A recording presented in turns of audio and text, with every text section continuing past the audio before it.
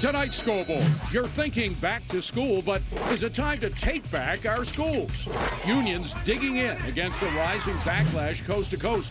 Scoreboard hears from top education officials and union leaders in a heated classroom debate. You still think the Ground Zero Mosque is a MacGuffin? Wait till you hear what the son of Hamas has to say about the mainstream media blasting mosque opponents as anti-Muslim bigots. Plus the Fannie scandal everybody but Scoreboard is ignoring.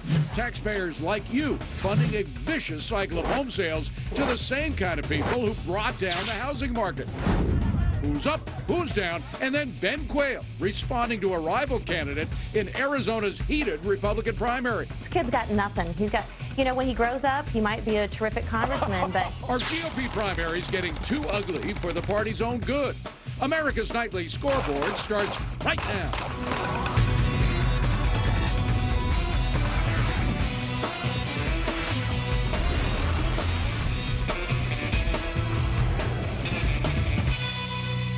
Hi, everybody. I'm David Asman. Thanks for joining us. Kicking off tonight, Scoreboard's had some dust-ups with teachers' unions, but we do not hate teachers. I was a junior high school teacher in a very tough neighborhood of Chicago called Cabrini Green. It was actually more than tough. It was impossible. Every single day, the big battle was just to keep a class of 40 kids from killing each other, essentially. That didn't leave a lot of extra time for teaching. In fact, there was just one teacher who succeeded. She was a former nun named Miss Chris. She was tough, very tough. And that's why I have this yard rule. She had a way of slapping the yard rule down at a table, I'm going to try it, that was so loud that any kid who was not paying attention would immediately straighten up to attention. Just like that. But she did it even better. She was so tough that a lot of other teachers didn't like her. The teachers' union didn't like her either because she never joined. And the administration didn't like her because she refused to use the modern politically correct textbooks and teaching methods that tried to make learning fun. Now, Miss Chris insisted on using the old tear-out sheet workbooks from the 1950s that focused on rote learning of the basics. The only reason she kept her job was because her tough old-fashioned methods actually worked. She turned around the test scores of some of the worst students. They improved not because she was nice, but because she never accepted anything but the best that the students could do. She used to tell me, I love these kids so much and I don't care if they like me or not. And even though the kids were afraid of her, they ended up loving her. They loved her because with her, they realized for the first time what they were actually capable of achieving. They also knew that she devoted her life to her kids. She never married, she didn't date. She gave every single one of them her personal phone number. And they knew that they could call her up at any time with something truly important. Now, I bring up Miss Chris realizing that she's one in a million. She's not the kind of teacher we can just churn out in teachers' colleges. But some teachers out there are clearly bad, and their records of failed pupils proves it. They should be fired. And while no system works the same with every single teacher, we should support the kind of return to basics that Miss Chris emphasized. Spending a fortune on fancy curricula has not helped. In some places, like Washington, D.C., there's a direct inverse relation between the amount of money that's spent and test scores.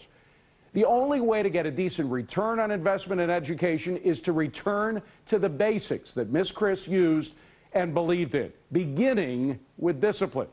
But it seems like the only schools willing to try these common sense approaches are private schools or charter schools. Public schools in places like Los Angeles have clearly failed, something that even the LA Times now agrees with.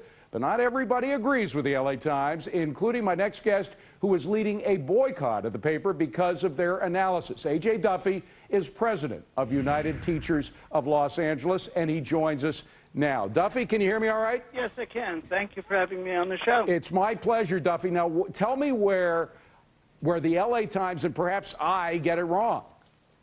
Well, you know, if you look at some of the most respected names in education, people like Dan Ravitch and Linda Darling-Hammond, who say that the value-added method is very flawed, and even our new deputy superintendent, who believes in value-added, John Deasy, has said it is an imperfect system. Okay, let me just explain, Duffy, to those who don't know what it is. The value added would essentially allow for teachers to be paid on the basis of students' test scores. Evaluated. Evaluated over a long period of time with many different students. So it wouldn't just be one or two students, which could be imperfect, correct? Yes. And actually, so what's wrong? That sounds like it makes sense to me. What's wrong with it? Because it's an imperfect system. See, here's the first thing. The bottom line is, in California, when we test students on the standardized test score, which is called a STAR, we're only testing them on 15% of what a teacher teaches in a whole year. So what we've in essence done is narrowed down the curriculum, dumbed it down to very specific areas that will be tested. And it's all about bubbling in. It's not about critical thinking or problem solving. It's bubbling in. So the issue that the LA Times reporters do not talk about is the fact that one teacher could do better than the other because they're better at teaching to the test, which is now legal. In LA Unified, we spend 4 to 6 weeks not teaching kids academics, but teaching directly to things that will be on the test and how to take tests. But hold on a second, Duffy, because what you call bubbling in, the kind of rote memorization a lot of us hated to do when we were in class, is actually what a lot of parents want their kids to become better at. It's the very basic reading, writing, and arithmetic, which does, unfortunately, I mean, learning isn't always fun. Sometimes it's tough work. Sometimes it actually makes kids cry. But as tough as it is, as hard as it is, you have to go through the basics in order to become a better student. Otherwise, you have these high dropout rates that you guys have in L.A. Well, actually, the dropout rates have gone down dramatically, over 20% in the last 2 years. That's not what the L.A. Times says. Well, the L.A. Times is wrong. They're selling trees, not truths. Wait a minute, hold on a second. The liberal LA, you're telling me that the liberal LA Times is too conservative? Liberal, conservative, whatever. They're wrong in this. I don't label them anything. I just say that they're wrong in this.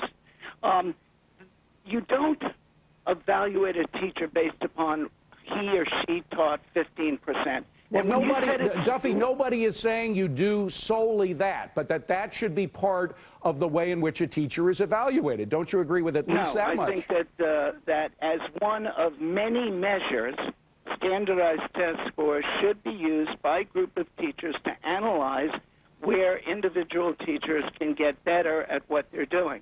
Now, you know, here's the real issue for me and for UTLA. Nobody really wants to tackle the big issue, and you just touched about it when you talked earlier. Yeah. You talked about discipline. I was a dean in one of the best middle schools in California, and we had discipline. Maybe it was my pristine Brooklyn upbringing that gave me the skills, but I agree with you. We want to blame the teacher rather than say, look, we've got to change the system from top to bottom, and that includes who's allowed in an education program, who is allowed to continue in the education program, and how do we take people into large urban school districts from the education programs in the colleges and universities. I predict a time where LA Unified will have to say to the universities, sorry, we don't want your product because it's not making it. All right. So we want to change the evaluation system, but we also want to add in supports for teachers who could get better if they were put into a peer assistance and review program or put under the wing of a master or mentor teacher. You can't just keep training people in universities and through professional development in LA Unified over and over again, keep firing them and training more people. That runs into millions of dollars of wasted money. Okay, Duffy, we got to have you back because we got to talk more about this, but I want to put you in charge of discipline in the LA school district. Is that a deal? You know, after my term is up, I may go back and be a dean again. I love the job. Duffy, thank you very much. So how can public schools improve all over the country? Joining us now, two education leaders who are trying to do just that. Bonnie Reese is California Secretary of Education. She joins us now from Sacramento. And Leslie Jacobs is founder of Educate Now. She has helped create the mostly charter school program in New Orleans public schools that has made an absolutely stunning, remarkable transformation since Hurricane Katrina in 2005. One of the real miracles that came out of that disaster. She joins us from New Orleans. Bonnie Reese, first to you. What do you think about what Duffy said? Well, thank you, David. And I think that when Duffy says that we're blaming teachers, we're not blaming teachers. You brought up Miss Chris. This is about recognizing that we need to support effective teachers. And many teacher union reps are blocking the reality that in order to have student achievement for all students, the reduction in dropout rate in high school in LA isn't enough. And the leaders of LA and the parents are tired, and that's why the LA Times did what they did, because of the frustration of parents that are seeing too many of their kids continuing to be left behind. Did the LA Times, by the way, excuse me for interrupting, but did the LA Times get it Yes. right when they suggested that the LA system is a disaster, 35% dropout rate, et cetera? Well, the LA Times got it right in doing what school districts throughout California and throughout the nation should be doing, and that's publishing information on the effectiveness of teachers. And we agree with what you said, David. It shouldn't be the only measure, but how students are performing and student growth should be a measure, because nothing is more important to student achievement than having an effective teacher in the classroom, an effective principal in the school. And it's time for leaders like Duffy, instead of spending time on boycotting a newspaper that's providing information to parents, it's time for them to sit down and work with school district leaders that are reaching out to them and say, okay, how do we develop a teacher evaluation system that uses multiple measures that's fair? Yeah. We've been trying to do that, and we need the teachers union leaders to spend their time sitting down instead of coming up with 100 excuses why one method isn't fair and one test isn't fair. We don't allow our students to have excuses. They live in a competitive world. They live in an unfair competitive world. They have to take tests to get graded. They have to gain admission to college through test scores and grades, and then they have to enter a very competitive job market. The United States is falling further and further behind all other industrial nations.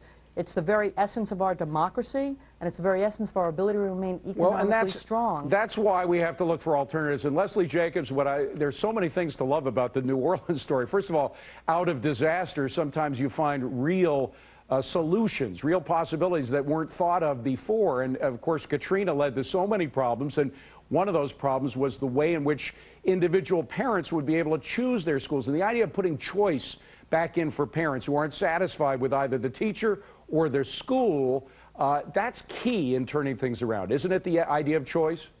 It is, but there's really two levels of choice. One is giving all students a choice as to where they want to go to school. In New Orleans, 70% of schools are now going to be chartered, and parents get to pick which school they're going to go to, whether it's a charter or traditional school. But in New Orleans, we also have choice of faculty, of employer and employees. So as part of the reforms, the collective bargaining agreement was eliminated. Charter schools are not subject to the tenure law, and so schools get to pick their faculty, and faculty get to pick the schools. And having that alignment... By the way, let me just interrupt for a second, Leslie. Does the union have any role to play here at all? Sure. I mean, in Louisiana, there are less than 10 unionized districts, but the unions are present in every district in the state. I mean, frankly, I think that their concerns can join a union. I think that the union's concerns is secondary to the concerns of the students and the parents. They should always be secondary to that. But I'm just wondering, Ms. Reese, if this is something that, I mean, it's hard enough for you to get some kind of evaluation of teachers with regard to their pay and whether they stay or not. What's happening in New Orleans must seem like light years away from where you are. Well, we're hopeful. You know, Governor Schwarzenegger for 7 years has fought for putting students above adults and putting our kids first in our system. And frankly, was so pleased when President Obama and Secretary Duncan came forth and offered money for states that were willing to do just that, focus on turning around our schools and creating evaluation systems that measure the effectiveness of teachers. And not because we want to get rid of bad teachers only, but because we want to know where the professional development dollars need to be spent so we can help teachers get better. Yeah, and Leslie and Bonnie, I wish we had more time. We have to move on because we had such a full A block. But both of you, I would encourage both of you to respond to our request to return. We'd love to have both of you back to talk more. Would you do that, please? That would be great. I'd love to.